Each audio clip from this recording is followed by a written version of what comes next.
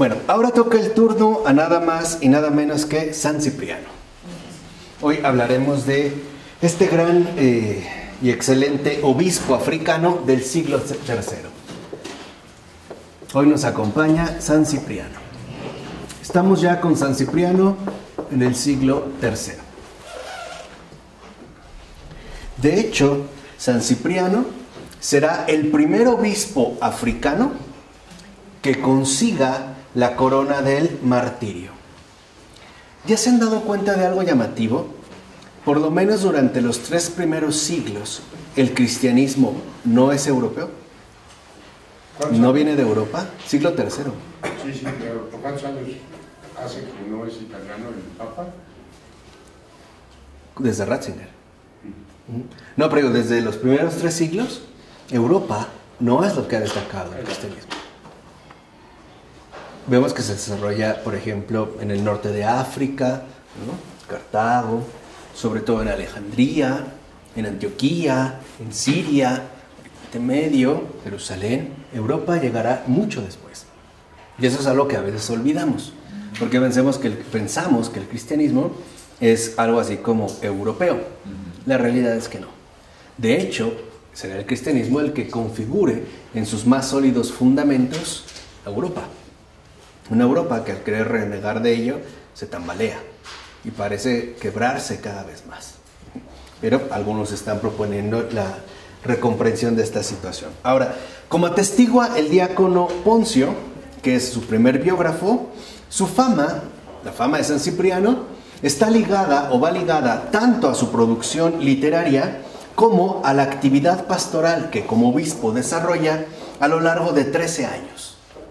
13 años que dedica a esa actividad pastoral y que de hecho transcurren desde su conversión a su martirio. Aquí sí se sabe de San Cipriano que nació en Cartago y nace en el seno de una rica familia pagana. Después de una juventud disipada, desenfrenada, Cipriano se convierte al cristianismo a la edad de 35 años. Deja pues de ser pagano y se convierte al cristiano. Él mismo narra su itinerario espiritual. Es un poco largo, pero muy ilustrativo, y lo voy a citar. Por ejemplo, en la carta que dirige a Donato. Dice Cipriano: cuando me encontraba aún en una noche oscura, escribe de hecho un mes después de su bautismo, no está en este proceso de conversión, dice Cipriano, me parecía sumamente difícil y arduo realizar lo que la misericordia de Dios me proponía. Estaban tan arraigados en mí los muchos errores de mi vida pasada que no creía poder liberarme de ellos.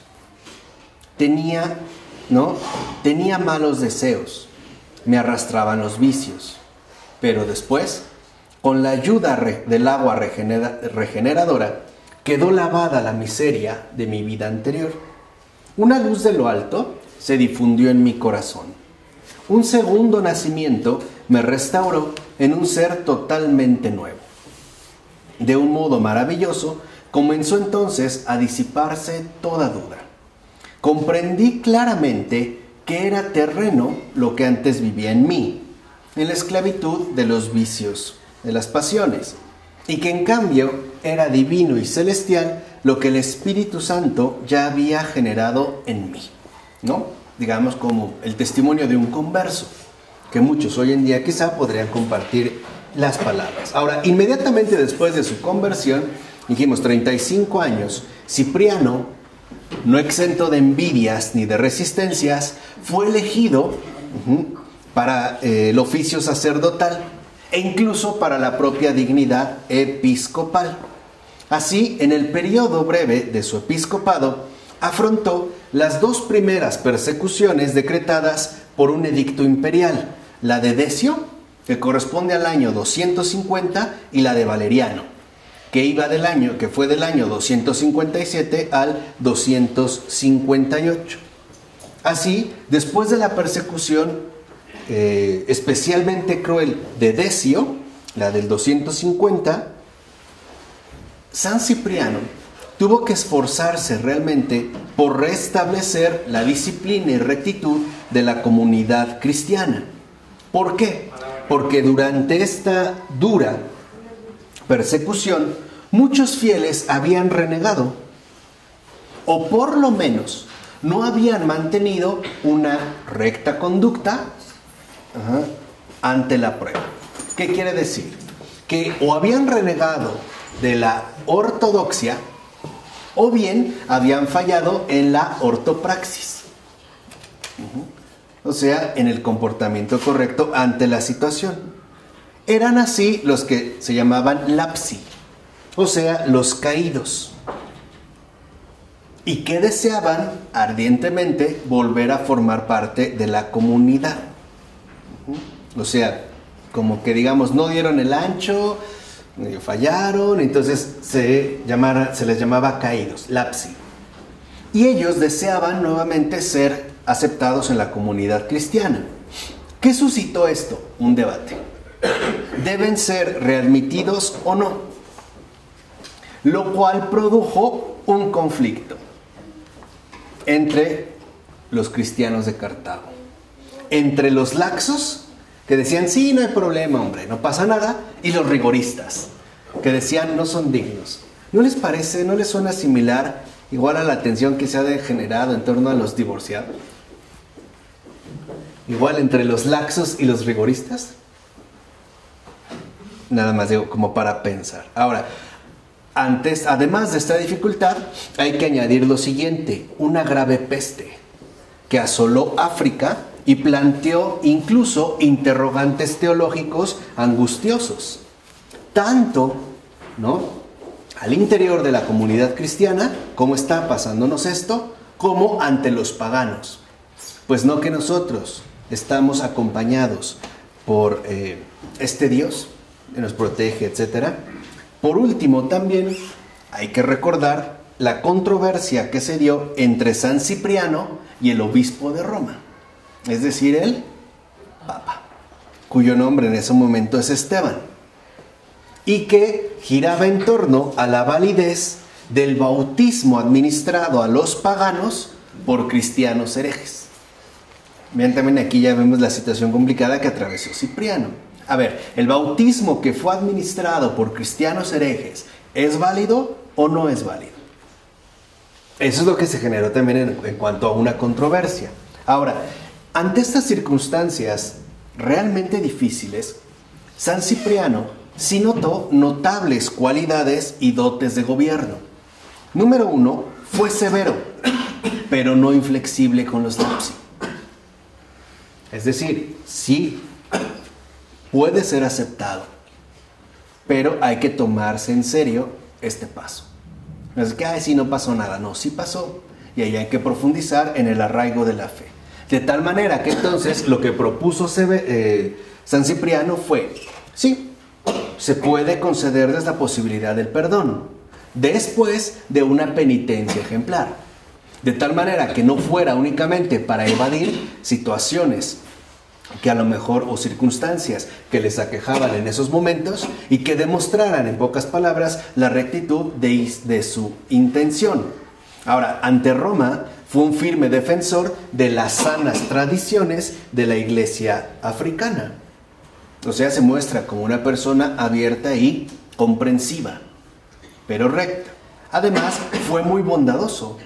Estaba animado por el más auténtico espíritu evangélico, que en efecto, por ejemplo, lo impulsaba a exhortar a los cristianos a ayudar fraternalmente a los paganos durante la peste, de tal manera que no hubiera rivalidades, sino fraternización, sobre todo en condiciones excepcionalmente duras.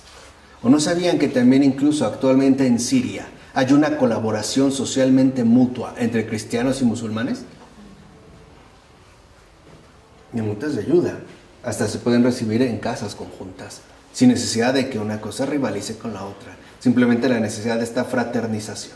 Ahora, también supo practicar la justa medida al recordar a los fieles que en efecto estaban demasiado temerosos, ya fuera por perder la propia vida a causa de la persecución o bien de la peste, y sobre todo los bienes terrenos, para que hacerles ver que los verdaderos bienes no son los que se poseen en este mundo, sino aquellos que se nos han prometido. Así también va a combatir, ¿no?, con decisión las costumbres corrompidas que suelen engendrarse en situaciones adversas, ¿no? Lo vimos aquí. ¿Qué ocurrió en el terremoto? Mucha gente aprovechó el caos vehicular para comenzar a asaltar. Esas son las costumbres corrompidas, ¿no? Y además los pecados que devastan la vida moral. Sobre todo, San Cipriano combatió uno capital, la avaricia. Porque para San Cipriano la avaricia, que ya no voy a explicar porque ya lo hemos explicado en otros términos cuando vimos, por ejemplo, a San Basilio, ¿no? Dimos la definición en general de los padres de la iglesia de la avaricia, en San Juan Crisóstomo también. Porque la avaricia es justo, digamos, la lanza que rompe los delgados hilos de la fraternización y establece rivalidades muchas veces violentas. Así, ¿no?, dice Poncio, pasaba sus jornadas en estas labores, cuando, por orden del procónsul, llegó repentinamente a su casa el jefe de la policía. Ese mismo día, el obispo Cipriano fue arrestado y tras un breve interrogatorio afrontó con valentía el martirio en medio de su pueblo.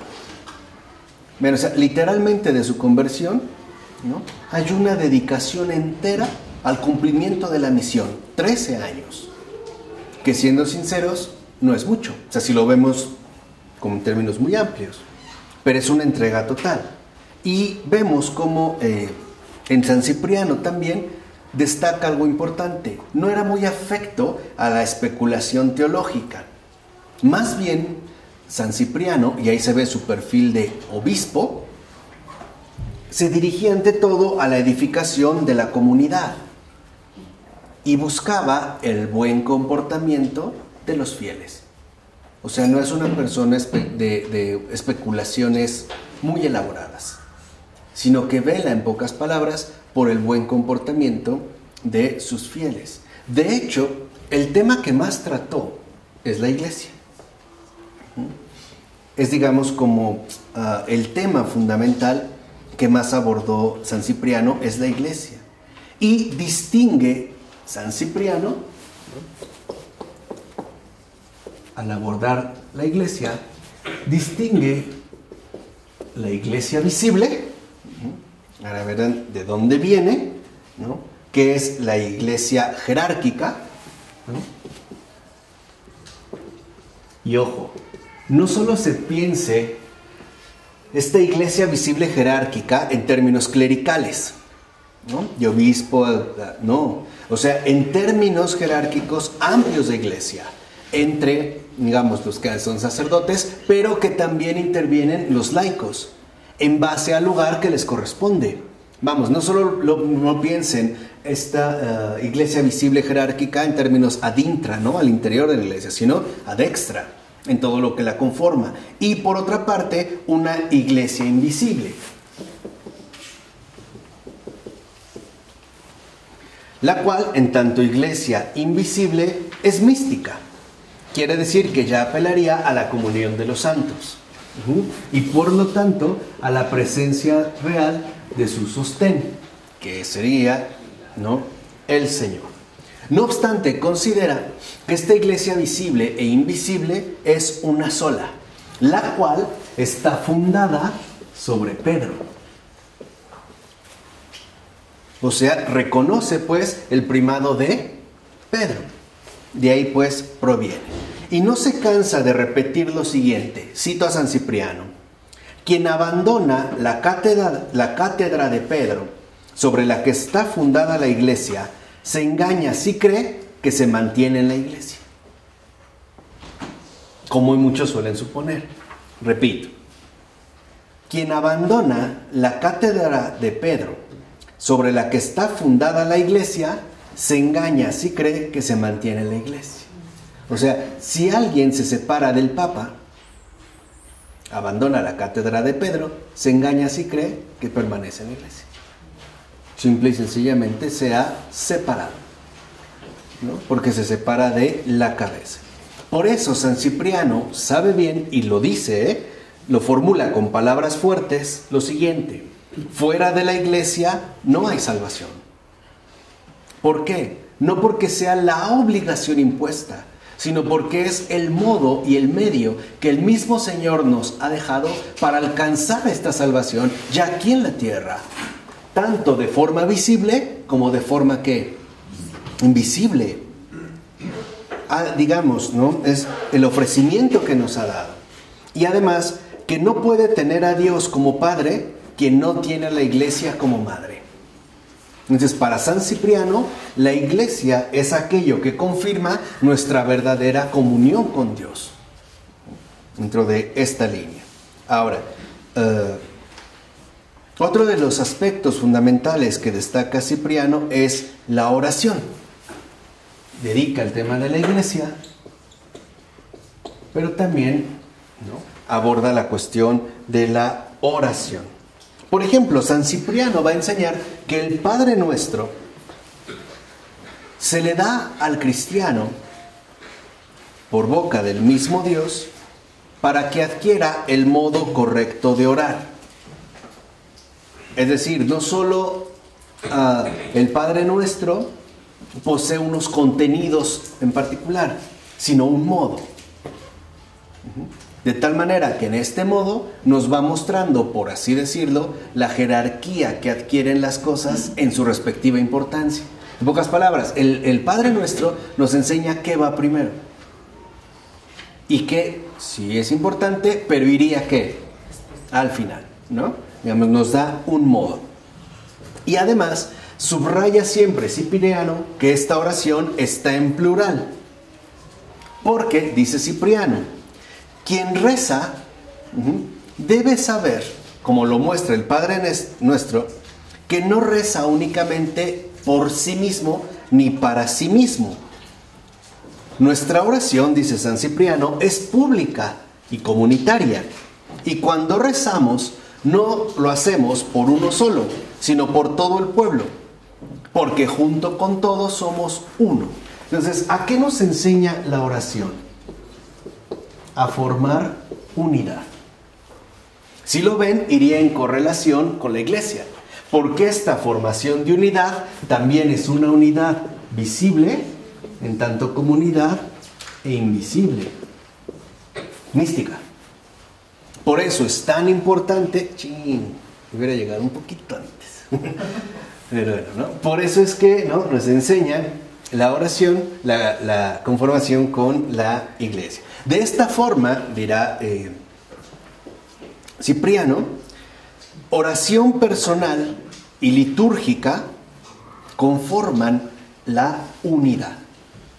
La oración visible, litúrgica, y la oración invisible, personal. Y su unidad, en último término, proviene de que son respuestas dadas a la misma palabra de Dios. Dice San Cipriano, lo cito: oremos pues, hermanos amadísimos, como Dios, el Maestro, nos ha enseñado.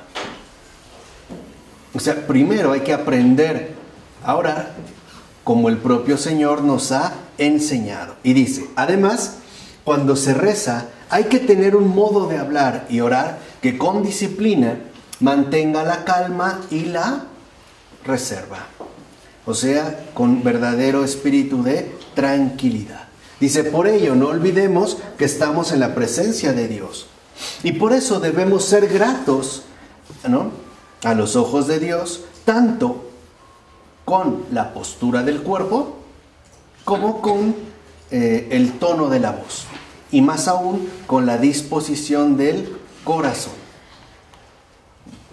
Así, ¿no?, digamos, a la manera de un ejemplo, cuando llegabas ante un rey, no te pones en una posición inapropiada, sino apropiada ante el que estás.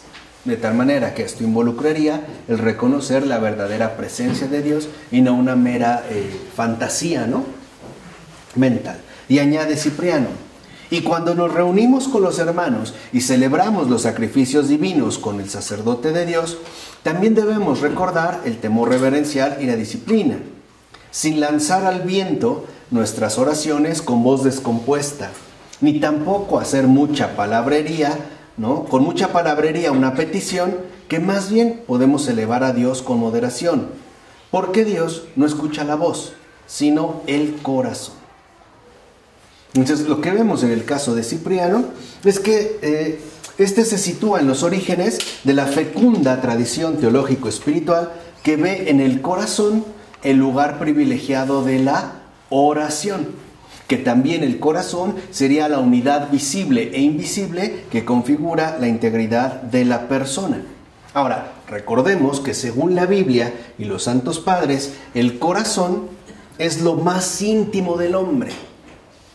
Es, en pocas palabras, el lugar donde Dios habita. Y en él se realiza el encuentro real que se da entre Dios que habla al hombre y el hombre que escucha a Dios. Y también el hombre que habla a Dios y Dios que escucha al hombre. Esto es entrar en comunión con la palabra, es decir, con Jesús. Por eso es importante que recordemos que San Cipriano insista tanto en ese corazón que escucha, que ante todo escucha. En ese corazón que escucha, ¿no? Y que hoy resulta ser una verdadera necesidad para nosotros en tanto creyentes en el mundo contemporáneo.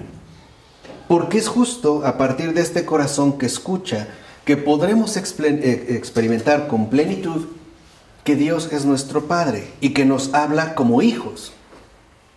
Y que justamente la Iglesia es nuestra madre, porque nos recibe como a hijos.